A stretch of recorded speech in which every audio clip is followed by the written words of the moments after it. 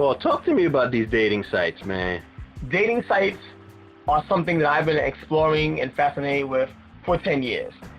The thing about dating sites is that they can either be a facade or they can be an actuality. They can work for who you really are, or they can just be a representation of what you want for the moment. And that's what kills me, is because of the fact that most of my experience on there have contradicted what the person's profile actually wants. That's to say that if I had any one-night stands in my life, not saying I have or haven't, but whatever experience I've had that led to that, it was likely stimulated, or it started from someone who wanted the exact opposite. You know, I'm talking to some girl that wants a committed relationship. You know, she's probably 35. She has like a career. She's a manager somewhere. And she's talking to me. You know, I mean, I'm not saying that I'm coming with like weak game, but I'm not really coming with game at all. I'm just approaching her. I know that what I want is relatively linear compared to her wanting a full commitment. I know I don't want that. But somehow I get them in a situation where I'm sitting here, it's like 2 days later, I'm like, wow, she's in my house, on my couch, drinking wine, and I'm about to like give her a back massage, and she's going to be fully naked. And I don't understand that, because it's like, once again, dating sites. Every female that situation has happened with, they've always said the exact opposite of what ended up happening. If they don't want one-night stands, it always ends up with me getting to meet them, be in my house really quick. It got so bad that me being a guy, this is the key thing there, me being a guy, I'm like, okay, well, I'm a dude, you know, no one's going to attack me. I'm a dude. I'm safe, you know.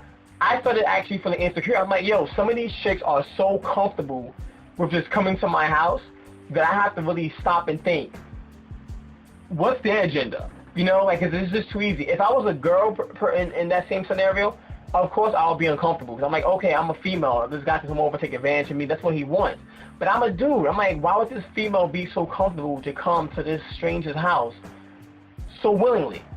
But 10 years, it doesn't fail. I don't know what to call it. I don't know what to make of it, but it just goes to show you that females work multiple angles. They have a lot of control that you think they don't have, but it really is. I never checked anyone's bag, but let's just say, what if I were some creeper that did try to like fill up on them? I mean, no matter how good my game is, for it to work consistently for 10 years, for me to get a female from a dating site at my house within 7 days or less, somebody has to have a backup plan. I mean, I'm talking about females from ages 18 to 40.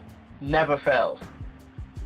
They know what they want. They know what they're doing, and they only let that be known to the people they want that with.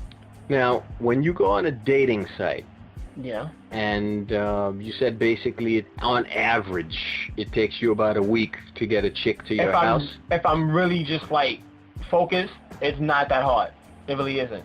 So I just want to go through the whole process. Like, you go on the dating site, you send an email to the chick, talking with her. So how does it go? You send 1 or 2 emails, then exchange phone numbers, then you tell her just come to your house? Or how does it work? Try to take me from start to finish. I can take you through how you get them to your house. I can take you through it because it's honestly relatively easy. The first step is numbers.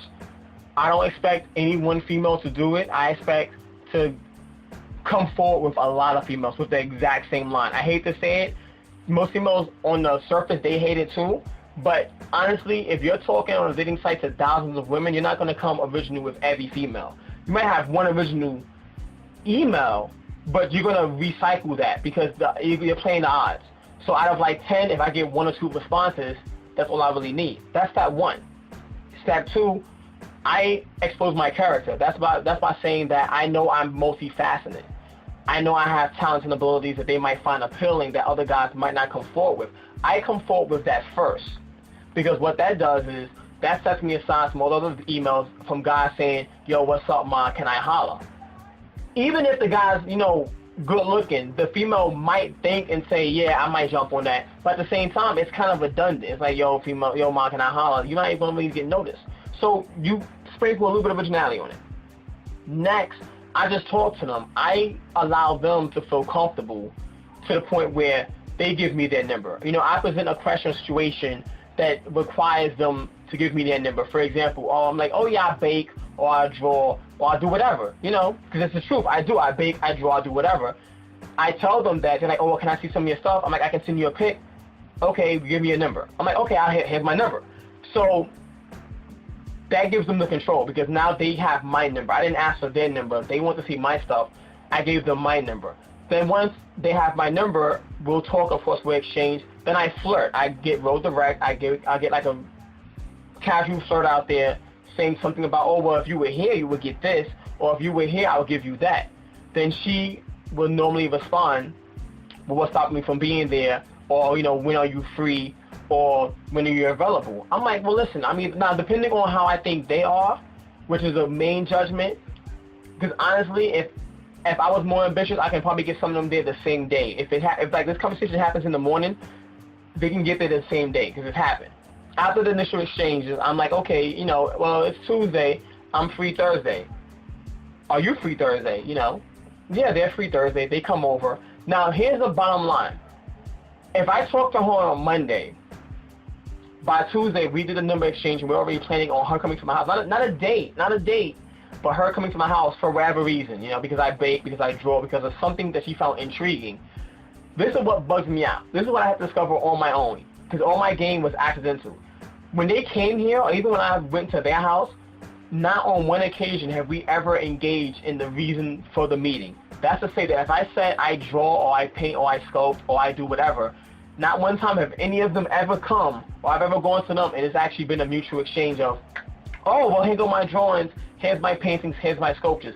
Basically what that's saying is that my attributes allow them to feel secure to take advantage of the situation. That's it. That's really all it comes down to. They find me to be intriguing, non-threatening, and a turn-on. Therefore, they start to engage more, and they allow me to feel like the man, because I have friends that don't get play. And one of the main things that one friend told me when he was on the cusp of getting play was that, Paul, you have to remember, dude, they want exactly what you want. Bottom line. I'm like, yeah, you're right. If we had sex, it's because they wanted to. It wasn't because my game was necessarily that good. Because trust me, it's not. I'm not like going out here, you know, flashing dollars and throwing out millions and driving like a fancy car. I have all the basic necessities. You know, I can provide, I can accommodate. But at the same time, a lot of the females I'm talking to are professionally on great better levels than I am. Like, I'm talking to, like, you know, teachers, people who are in management, people who start their own business. And I'm starting that myself. I'm trying to get my own business myself. You know, I want to be a manager myself. So, you know, they really do want the same thing that I want. It's just a matter of how comfortable am I making them feel with relinquishing power. That's it, because they have the power. You know, they do. It's all about me allowing them to relinquish it. Because I have some amount of power too that's limited, as do they. Different sides of the spectrum. It's all about you accommodating one other side. And that's how it works for me. Simple as that.